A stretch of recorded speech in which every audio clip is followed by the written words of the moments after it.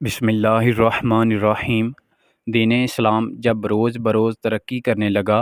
اور مشرکین مکہ جب ہر طرف سے ناکام ہو گئے تو انہوں نے ایک جگہ میں حضور نبی کریم صلی اللہ علیہ وسلم کے خلاف اتفاق رائے سے ایک سازش تیار کی اور آپ صلی اللہ علیہ وسلم کو شہید کرنے کا منصوبہ بنایا۔ حضرت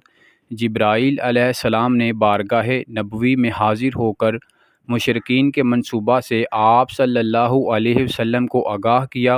اور عرض کیا کہ آپ صلی اللہ علیہ وسلم رات اپنے مکان پر قیام نہ فرمائیں اور مکہ سے ہجرت کر جائیں مدینہ منورہ کی طرف۔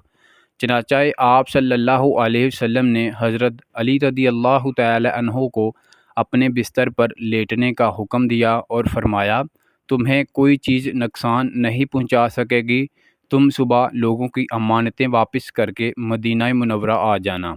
حضور نبی کریم صلی اللہ علیہ وسلم نے اپنی سبز چادر جس میں آپ صلی اللہ علیہ وسلم سویا کرتے تھے حضرت علی رضی اللہ تعالی عنہ کو اڑا دی۔ مکان کے دروازے پر کفار پوری تیاری کے ساتھ کھڑے تھے۔ ان کا ارادہ ایک بار حملہ کرنے کا تھا، مگر حضور نبی کریم صلی اللہ علیہ وسلم نے مٹھی بھر خاک اٹھائی اور ان کفار کے سروں پر پھینکی اور سورہ یاسین کی ابتدائی آیات کی تلاوت کرتے ہوئے باہر تشریف لائے۔ آپ صلی اللہ علیہ وسلم کے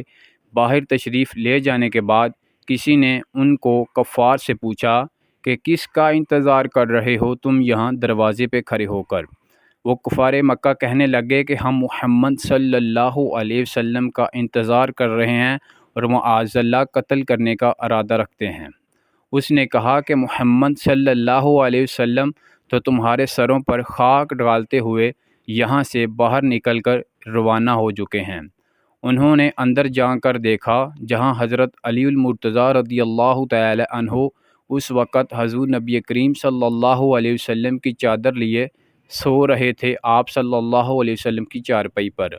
انہوں نے سمجھا کہ حضور نبی کریم صلی اللہ علیہ وسلم سو رہے ہیں اور وہ مطمئن ہو گئے۔ پھر صبح ہوئی اور جب حضرت علی المرتضیٰ رضی اللہ تعالی عنہ بستر سے اٹھے تو وہ جلے بنے واپس لوٹ گئے، کیونکہ وہ یہ سمجھ رہے تھے کہ اس بستر پر تو محمد صلی اللہ علیہ وسلم لیٹے ہوئے ہیں، لیکن ان کو کیا خبر تھی کہ پیارے محمد صلی اللہ علیہ وسلم ان کے سروں پر خاک ڈالتے ہوئے باہر تشریف لے گئے ہیں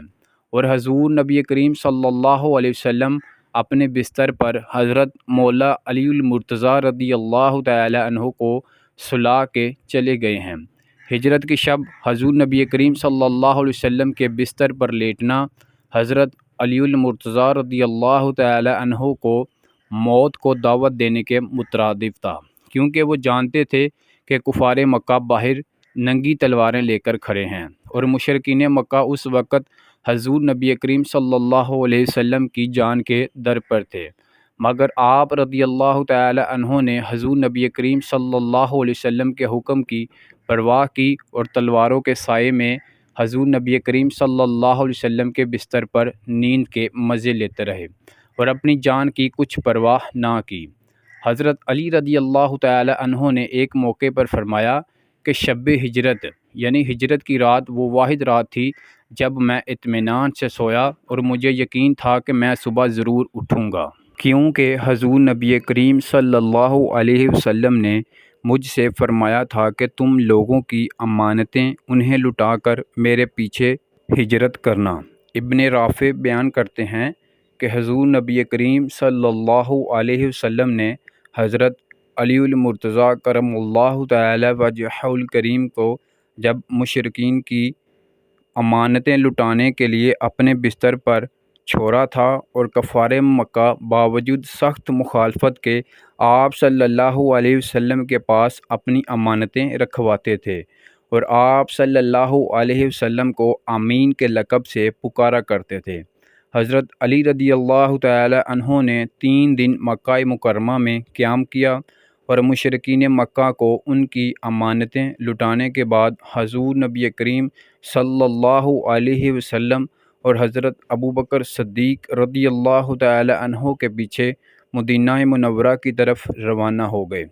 آپ رضی اللہ تعالی عنہ رات کے وقت سفر کرتے اور دن کو کسی محفوظ جگہ پر قیام کرتے تھے،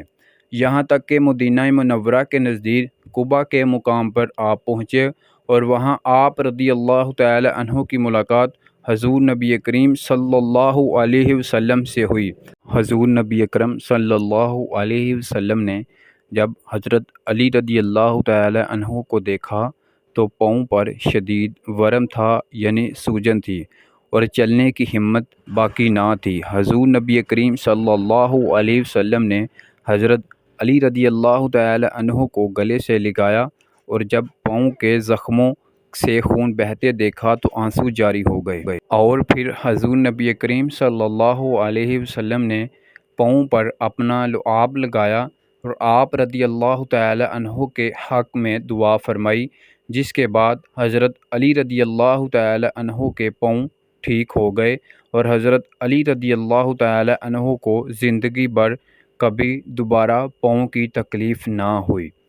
اللہ تعالیٰ سے دعا ہے کہ اللہ تعالیٰ ہمیں حضرت علی رضی اللہ تعالی عنہ سے سچی محبت کرنے کی توفیق عطا فرمائے، اور اللہ ہمیں حضور نبی کریم صلی اللہ علیہ وسلم کے اصحاب سے